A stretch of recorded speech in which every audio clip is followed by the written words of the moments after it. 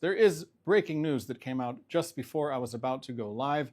The International Criminal Court has just issued arrest warrants for Israeli Prime Minister Benjamin Netanyahu and the defense minister for most of the October 7th war, Yoav Gallant. The ICC has charged them with war crimes and crimes against humanity. It's a disgrace, and I'll tell you why it's a disgrace. I have just printed the document before I went live on the air. I am looking at it now.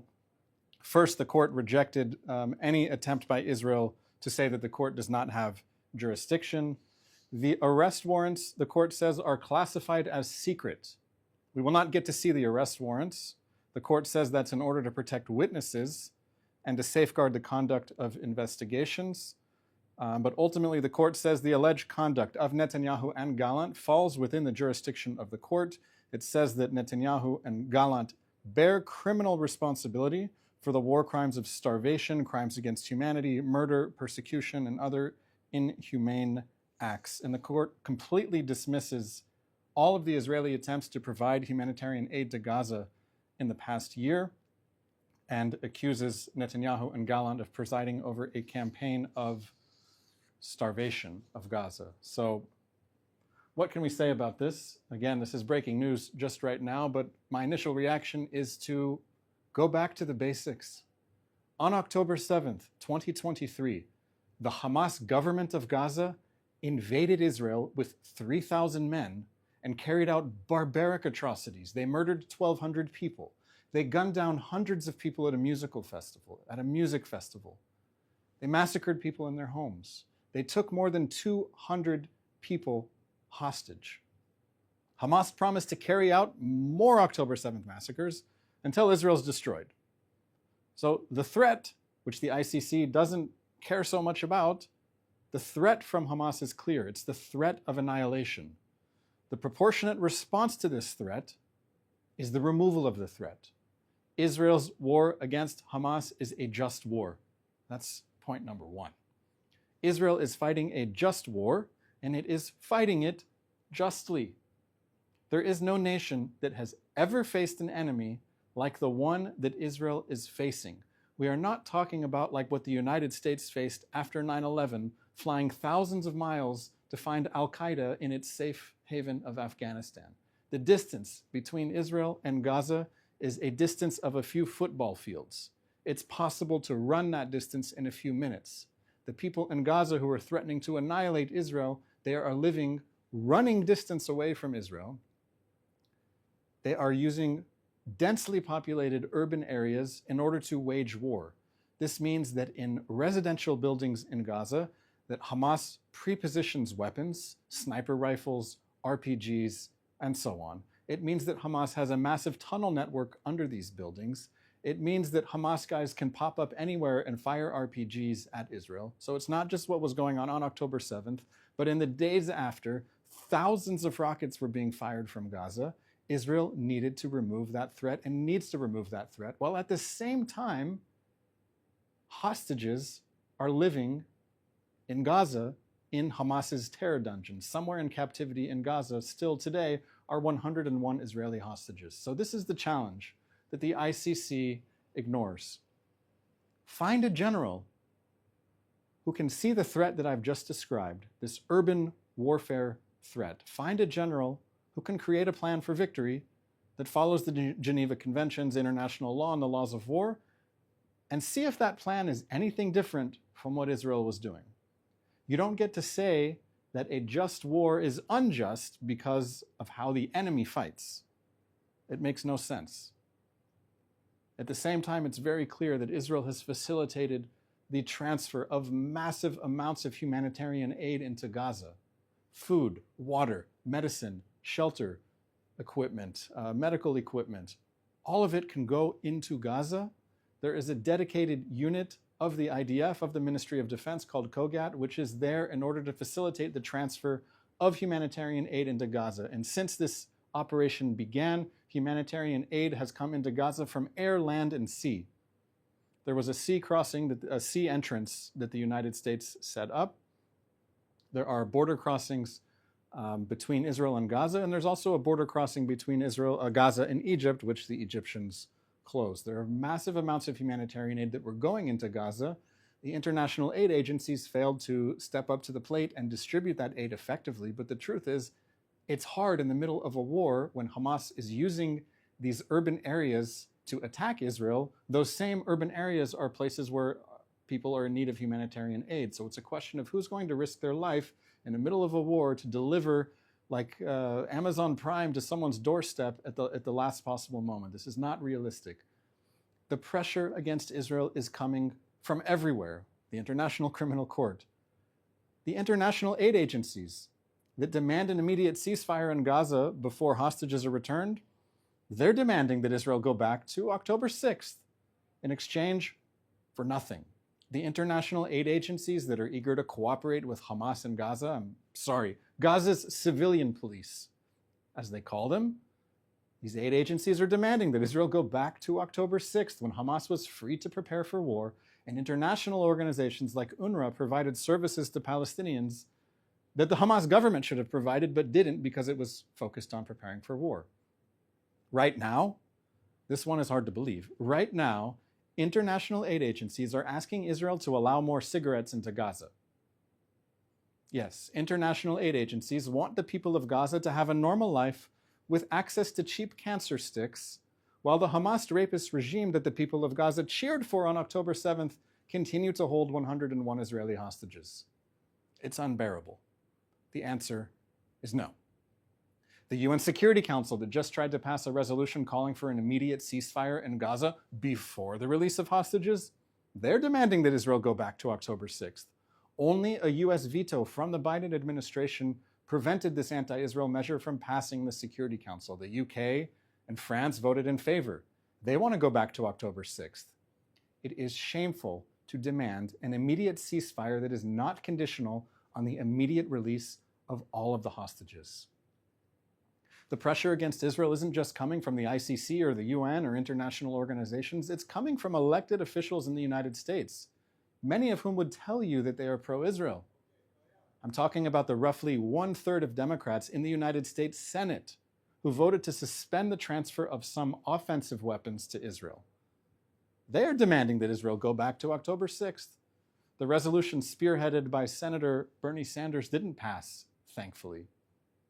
Some of the senators who voted in favor of the measure said they support the transfer of what they call defensive weapons, like anti-missile systems. They are okay with Israel shooting missiles out of the sky, but they aren't okay with Israel shooting the missiles while they're on the launch pad. This is October 6th thinking. They need to know the Iron Dome saves a lot of lives, but the Iron Dome doctrine led to the October 7th massacre. Sitting and waiting for terrorist armies to attack is not an option. Israel will not allow terrorist armies to mobilize on its border ever again. Not in Gaza, not in Lebanon, not on any border. There is enormous international pressure on Israel to end its war against Hezbollah in Lebanon without any guarantees that there won't be another war soon. There are more than 60,000 Israelis who fled their homes because Hezbollah was shooting at them. They can't go back home if Hezbollah remains armed in close range. There is enormous international pressure on Israel to allow the same conditions that existed in Lebanon for the past 2 decades to continue to exist forever. Anyone who makes any positive reference to UN Security Council Resolution 1701 wants to go back to October 6th. It is this very UN resolution that created the conditions whereby Hezbollah could have massive rocket arsenals, massive numbers of suicide drones, massive tunnel networks near Israel's border. A return to a framework of empty UN Security Council resolutions is a return to October 6th thinking. The people of Israel are not going back to October 6th. We don't want ceasefires. We don't want UN resolutions. We want peace. We want peace. Wars should end with peace. There's an essay I recommend you all read today in the publication called Unheard. The author is Shani Moore.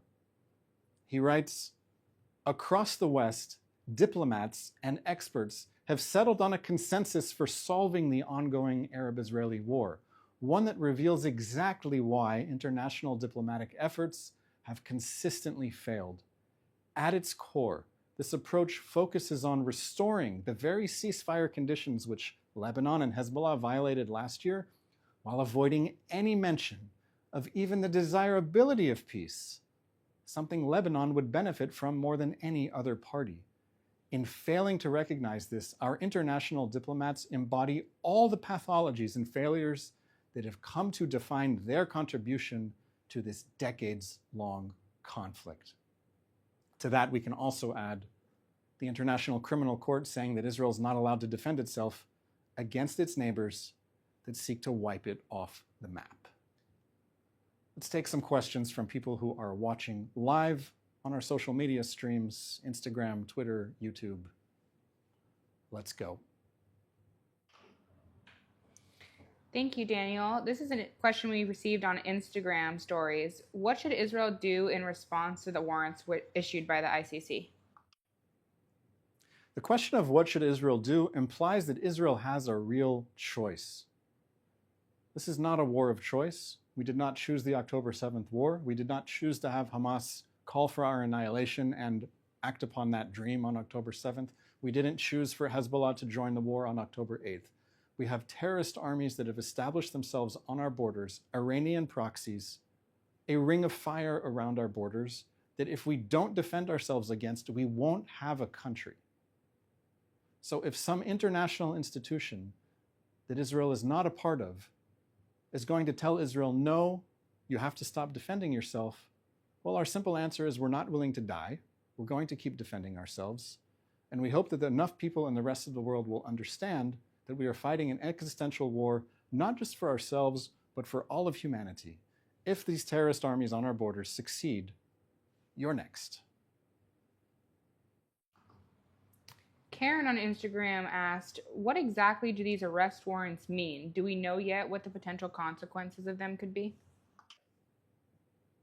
So I have not read up on the details, but I can assure you with some degree of confidence that the Prime Minister of Israel is going to continue being the Prime Minister of Israel, regardless of what the International Criminal Court says or does about him. He will be able to fulfill his duties and carry out his duties in Israel. The former defense minister who's named in this arrest warrant issued for him as well, Netanyahu Gallant, he is no longer the defense minister, he is a member of parliament. It remains to be seen what his reaction will be, where he will be able to travel and so on. I also didn't mention that the ICC also issued arrest warrants for Ismail Haniyeh, Mohammed Deif, and Yahya Sinwar, but these guys are the heads of the Hamas regime that carried out the October 7th massacre, and they have been removed on the battlefield, so they will not be having to ask if they're free to travel. But in the meantime, it seems Hamas guys are pretty safe between Qatar and Turkey. Thank you, Daniel. Also from Instagram, does this affect the leaders' abilities to travel to other countries if the countries can extradite them to the ICC? Yes, it may. First of all, it depends on if a country invites you to come visit, then it's understood that a head of state or a head of government has immunity from international prosecution. But it remains to be seen if any of these countries that take the ICC seriously would consider inviting someone for a business meeting if that same person is being sought for war crimes and crimes against humanity. So ultimately, it may be a question for some of the countries like the UK, France, the EU, and others. What is their reaction going to be? And if the Prime Minister of Israel wants to come meet with them to talk about issues of mutual concern between the two countries, are they going to say yes or no? We'll have to wait and see. This is our final question from YouTube. Does the U.S. administration have any influence on the ICC? And do you think that the incoming Trump administration could do something to help? I don't know that the United States has influence on the ICC specifically. The United States is not a party to the Rome Statute, meaning that the United States does not accept the jurisdiction of the International Criminal Court. So the United States and Israel both have this in common. The United States does not accept the jurisdiction of the ICC to prosecute or issue arrest warrants for American soldiers, for example. So the ability of the United States to influence the ICC is probably limited, but the United States does have the ability to influence other countries that have an interest in Israel winning the war and not seeing Hamas and Hezbollah empowered even further than they already have been. So I would expect and hope that the United States would use all of its diplomatic power to marginalize the effect of the ICC by working with countries that are like-minded, and hopefully the ICC in the future will not be taken hostage by people who wish to see Israel wiped off the map, take no regard of any of the threats that Israel's facing, and just hope that Israel will sit back and surrender. That's all the time we have for today. We'll continue to follow the story about the International Criminal Court. We'll have more for you on that in the days ahead.